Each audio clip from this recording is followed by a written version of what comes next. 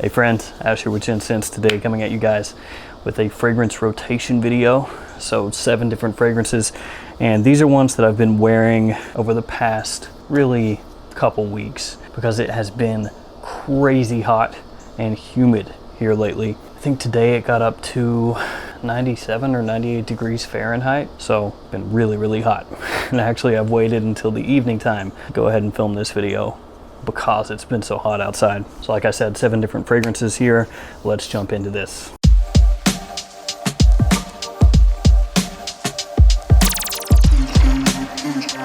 Now this first fragrance is one that I talked about not very long ago. Did kind of a quick review on this fragrance, and it's because I have been wearing it so much lately. It's Precious Liquid Mandarin. This one has mandarin orange. It's also got rhubarb right in the opening, which smells fantastic. You don't get any of that alcohol kind of vibe off the top.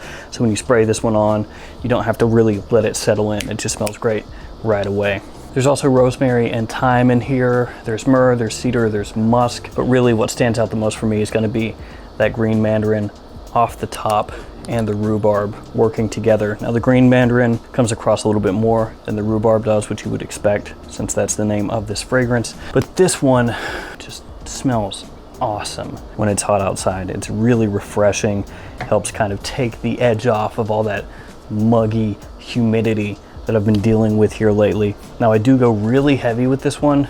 I spray it on 10, 11, 12 times when I wear this, so I really bathe in it, and I'm going through the bottle really quickly. It's not super cheap, so that's a little bit of a drawback potentially, because if you're like me, you're gonna work through this bottle in the summer.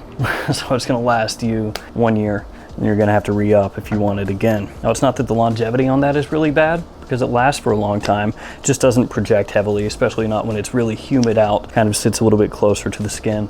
But again, smells really refreshing, very realistic. It's got a natural kind of edge to it. It doesn't come across like a synthetic fragrance. It doesn't have that, bubblegum sweetness. It doesn't have ambroxan or amberwood or anything like that in here. So this one is just a really nice, natural smelling green mandarin with rhubarb contrasting it in the opening that dries down to feature some herbal notes, some woods, and some musk. Really nice fragrance. Been wearing this one a ton. Okay, up next, Maison Francis Kurkdjian Aqua Celestia. And this is classic Francis Kurkdjian in his Aqua line, in the sense that it's just really clean, really inoffensive. There's lime, mint, mimosa, and black currant in this fragrance, along with a bit of musk. This one is going to be a unisex fragrance. This is not a hyper masculine summer fragrance, anything like that. Again, if you are accustomed to or aware of the Aqua line, if you've smelled a lot of them, you know what I'm talking about. All the fragrances have that similar kind of feeling to them, that unisex, clean, fresh kind of vibe, the type of fragrance you wear with a white button up or a white t-shirt. This one maybe not quite as refreshing as Mandarin is, but where it does smell so clean and comes across off my skin a little bit light, it's very easy to wear when it's hot outside, when it's muggy like it has been. So this is one I've been reaching for. I actually prefer this one a little bit over Aqua Universalis, which I also have. So this one I've been reaching for a little bit recently. The performance on that one, also maybe not great, really. Most of the ones here I'm going to talk to you about, not great, but it's passable. And if you like that fragrance but you want one with a little more oomph, you could go with Aqua Celestia Forte. So yeah, that's another one I've been reaching for, Aqua Celestia, Maison Francis Kurkdjian. Now let's go with this one, Prada Loavola. Yeah, now I could have worn Prada Loavola Water Splash. That one actually may have been a better idea to be reaching for here recently, but this one is the one I've been going with. I did a smell and rate with Mary here maybe a week ago, and she loved this fragrance. Actually, after the video, she was talking about it and took a picture of it, and she was like, oh, I've got to, pick this one up. So, not for herself, but still, yeah, she took a picture of that one and kind of got me in the mood to wear it a couple days here recently. Got iris, powdery notes, ginger and neroli, and amber are some of the notes in this fragrance. Sandalwood too, I believe. So this one is going to be basically the Prada Loavola DNA. That iris, that powdery, clean, little bit soapy, kind of smelling iris, but made fresher for warm weather. And then Prada Loavaula Splash is basically that, but made even fresher, even more fresh. And I did go through a period where I wore a good amount of water splash, but I feel like at this point, overall, Prada Loavaula is a little bit of a higher quality fragrance than Prada Loavaula Splash is. It's got better performance, lasts a little bit longer, projects a little bit better. Of course, with Prada Loavaula Splash, you do get 150 milliliters of fragrance instead of just 100, but still yet overall, this one just a little bit better. As I mentioned, and if you've smelled this, you're aware, it does have a powdery feel to it, but it's not really cloying. It's not very heavy, not the kind of fragrance that's gonna overwhelm you or the people around you in high heat. Works really well, actually, when it's very hot outside because it keeps you smelling clean and fresh, which is definitely something to be thankful for when it's almost 100 degrees Fahrenheit outside and feels like the surface of the sun. Next up, a classic summer fragrance from the house of Creed, Virgin Island Water. Now, this one, over the years, I've worn less of than Millésime Imperial, and I have worn less of than Arolfa. But here lately, I've been going back to this one again. It's got coconut, lime, white rum, and sugar as some of the notes in the fragrance, along with additional citrus. And you can tell by that note breakdown what type of scent this is. This one is a boozy, tropical citrus fragrance. Smells fantastic. A lot of people will point you to Set Sail St. Bart's as a cheap alternative. That one by Tommy Bahama. It's gonna give you a similar kind of feeling for a much more affordable price, but overall this one a much higher quality fragrance. As I mentioned, I reach more often for Millésime Imperial. I really dig the salted watermelon in there. Arolfa, maybe a little more sophisticated, a little more grown up than Virgin Island Water, but just with how it's been lately, I want something more refreshing. And of those Creed fragrances, this is the one that comes across the most refreshing to me. So I've been reaching for Virgin Island Water, giving that some wear. And it does smell really, really, really nice. Also, in case you've never smelled it, the booziness in there is not too heavy, not too cloying. None of these fragrances are. So it's a fragrance you can easily wear when it's really hot outside. Just wanted to throw that out there in case you've never smelled it. Okay, next up, Ferragamo Tuscan Soul.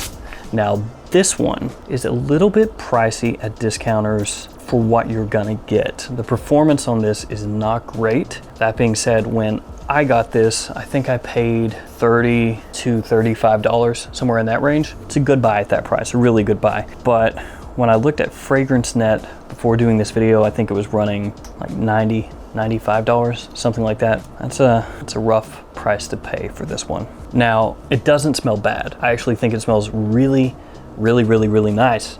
It's just the performance is not where you would probably like it to be. It turns light off your skin pretty quickly, pretty early on. And it's not hyper complex or anything like that, which a lot of you out there probably would want in a fragrance that's around $100 at discounters. This one has fig tree as a note, which is interesting. It's also got petitgrain, it's got citrus like bergamot in there. It's also got orange blossom, so you've got some white floral nuances in here. This one is very green, very fresh, just a really brisk kind of opening in this scent. It's got a little bit of a soapy vibe to it in that green soap kind of way that some other fragrances have, but this fragrance is just very, very brisk. I don't know if I would necessarily call it sharp, because sometimes that can come across with a negative connotation, but if I can say a green, sharp, slightly soapy, brisk, fresh fragrance and mean that in a positive way, that's how the fragrance smells. It really is the kind of fragrance that you can imagine somebody wearing going into the Italian countryside in summertime. It's very hot and you're gonna be outside amongst the greenery, potentially along the coast, something like that. That's the kind of image that this one conveys to me. It is the type of fragrance you could dress up pretty easily. It's not really a youthful fragrance, not at all an old fragrance either. It's just one of those fragrances that has great versatility. So for that one, the big knock is just gonna be the price versus performance. For me though, it smells awesome. Great fragrance to wear when it's hot outside. Up next, the fragrance from the house of Tom Ford, Mandarino di Amalfi Aqua. And it's very hot outside with this line, Aqua for me. a little bit better, a little more wearable. So this one has mint and tarragon. It's also got orange blossom, but it mainly focuses on citrus, and the main citrus note you're gonna pick up here is mandarin orange. This one's a little bit sweet, but again, refreshing, fresh, concentrating on the white florals and the citrus in here. This is one that you could easily wear dressed up to the office or just casually in the middle of summer. So here lately, as I've been going out the door when I know it's gonna be a scorcher outside, this one's caught my eye and I've been giving it a little bit of wear. The type of fragrance everybody's gonna love, very inoffensive, very easy to pull off. So Mandarino di Amalfi Aqua has been getting worn out. Okay, last up is basically a forgotten flanker from Yves Saint Laurent's L'Homme line, and there's definitely a reason that it's a forgotten flanker. This one does not do anything new. It's not really groundbreaking, but it does work really well on high heat. It is an attention pulling fragrance. It's very easy to wear. It's very versatile. Cologne Blue. Now this fragrance has definitely gotten a good amount of hate. And like I said, there's a reason. It's not really doing anything new. It's not really a fragrance that tried to, you know, break the mold or branch out and do its own thing. It's just made for mass appeal and high heat. But because it is made for mass appeal and high heat, it works really well in high heat, and I've given it a couple wears. So this fragrance I haven't really reached for very much since the year it came out, which is 2018. I wore it a bit then, and actually I believe it made a top 10 list for summer that year as a fragrance that was new, and I thought, you know, it's really versatile, easy to wear, compliment pulling, so I'll give it some wear, and I did. And just got tired of it, you know, sat it in the back of the cabinet, didn't reach for it anymore. But here, when it's been getting hot lately, I thought, you know, let's go for something that I've forgotten about. And here it is. It's got grapefruit, blood orange, patchouli, sea notes, and lavender.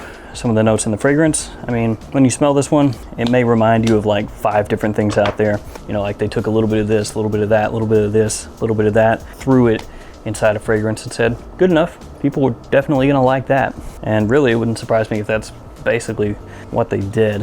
That's kind of how it smells. So like I said, when I first brought this one up, I get the hate. I get why people are just kind of over it, you know, the flankers that keep coming out and they're kind of rehashing stuff. But if you're looking for a fragrance that has a house with kind of a prominent name behind it, that's going to be very versatile, very easy to wear, that's going to pull you compliments, that's going to get you attention in the summertime and the high heat. Keep pointing that way because that's outdoors. But yeah, this one will get it done for you, even if some people that are hardcore into fragrances might think it's a little bit boring, and I'm not going to argue with that. There we go, guys. 7 fragrances that smell great in high heat that I have worn recently, some of these multiple times. If you've smelled any of these fragrances, let me know what you think about them in the comments below, or just let me know some of the things that you've been reaching for, assuming that it's hot where you are as well. As always, thanks for hanging out with me. Thanks for your support. Stay safe out there. See you guys tomorrow with another fragrance video.